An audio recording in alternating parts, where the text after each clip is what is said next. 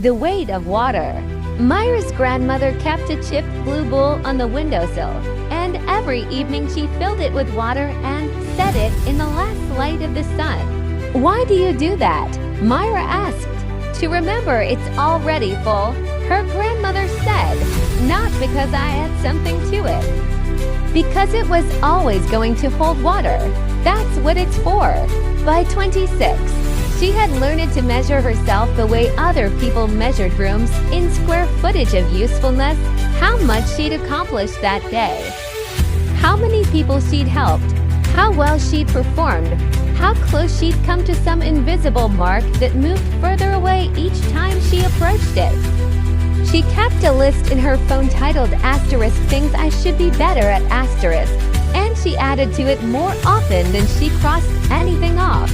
The job came with a performance review every quarter, and she had started, without quite noticing, to live her whole life on that schedule. Worth was a number.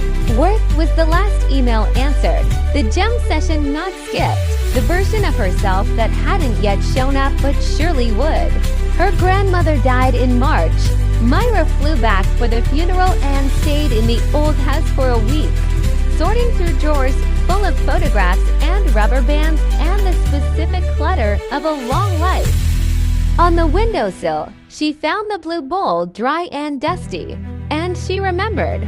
She filled it with water that evening, more out of habit than belief, and set it where the light would find it.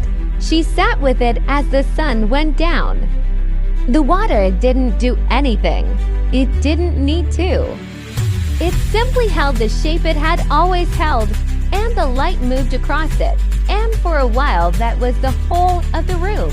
It occurred to her, sitting there, that she had spent years trying to earn a kind of stillness that the bowl had never had to ask for.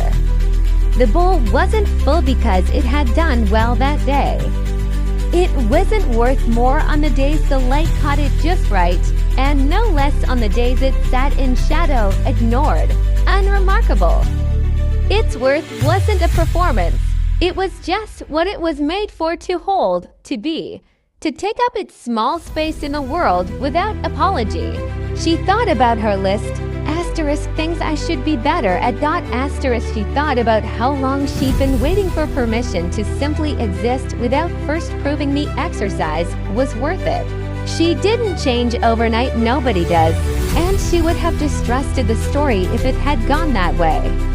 But she brought the bowl home with her, chipped blue ceramic, slightly too